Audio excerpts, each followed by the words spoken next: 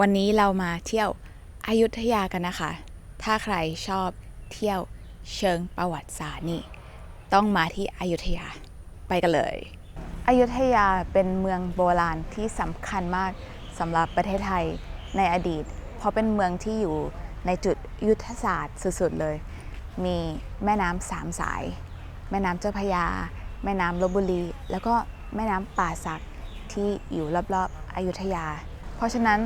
เรือทั้งเล็กทั้งใหญ่ก็สามารถเข้ามาแล้วก็ทำการค้ากับอยุธยาได้รู้ไหมคะว่าประเทศตะวันตกประเทศแรกที่เข้ามาทำการค้ากับประเทศไทยคือประเทศอะไรประเทศโปรตุเกสนั่นเอง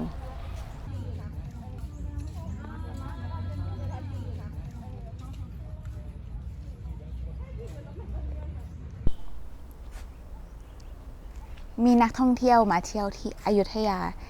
เยอะมากเลยนะคะ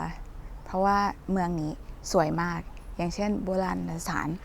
ของวัดต่างๆตอนนี้เกรซอยู่ที่วัดมหาธาตุค่ะเป็นวัดที่โด่งดังมากโด่งดังเรื่องอะไรรู้ไหมคะ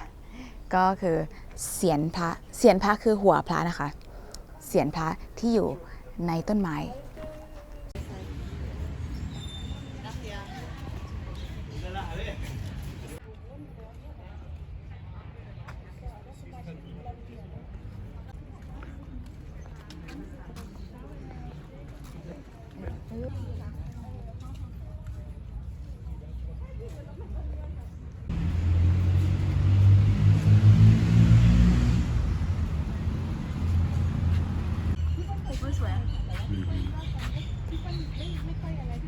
วัดอีกแห่งหนึ่งที่นักท่องเที่ยว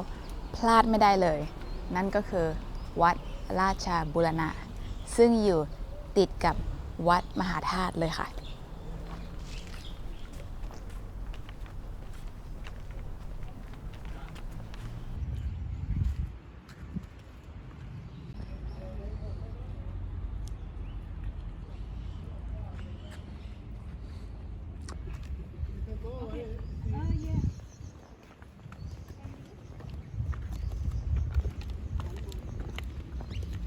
จุดเด่นของวัดนี้คือ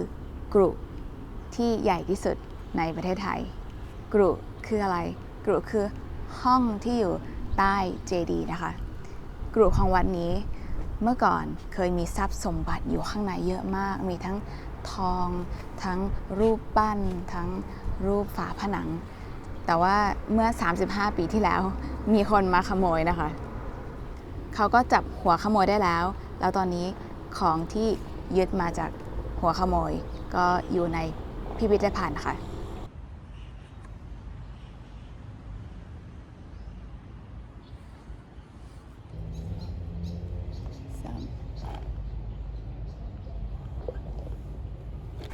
อยุธยามีชื่อเสียงด้านก๋วยเตี๋ยวเรือมากๆเลยค่ะ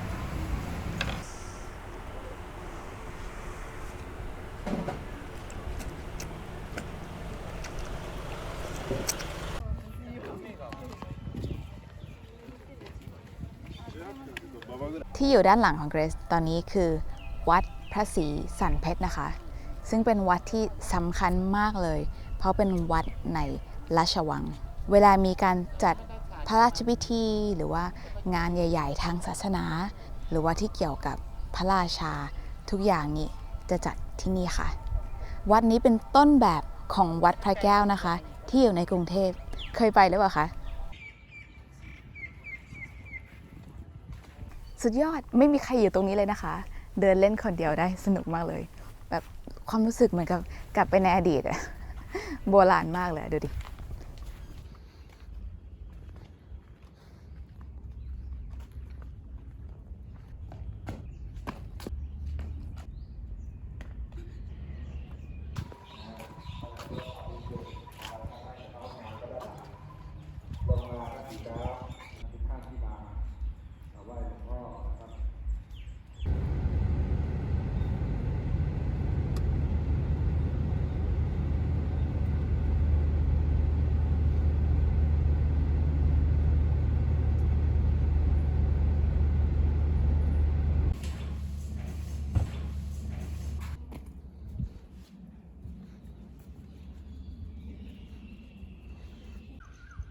อีกวัดหนึ่งที่พลาดไม่ได้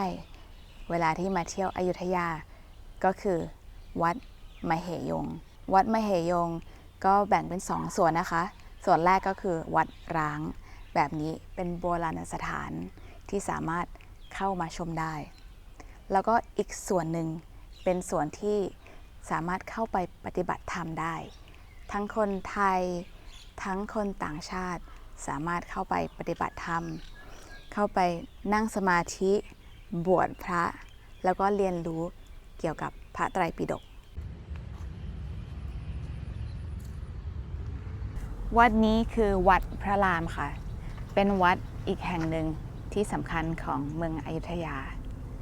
สวยไหมคะถ้ามีใครอยากเรียนรู้เพิ่มเติม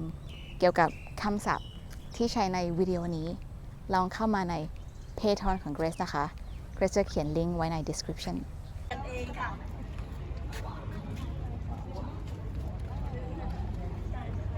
เมืองนี้ถูกเรียกว่าเมืองอยุธยาเพราะว่าเป็นเมืองที่ถูกสร้างขึ้นในช่วงสมัยอาณาจักรอยุธยาซึ่งเมืองนี้เป็นเมืองหลวงแล้วก็เมืองสำคัญของอาณาจักรนั้นอาณาจักรอยุธยามีอายุประมาณ400 ปีเป็นอาณาจักรโบราณในอดีตซึ่งอยู่ในพื้นที่ของประเทศไทยในปัจจุบันหวังว่าทุกคนจะได้เรียนรู้หลายๆอย่างเกี่ยวกับประวัติศาสตร์ของอยุธยาสถานที่ท่องเที่ยวที่น่าสนใจแล้วก็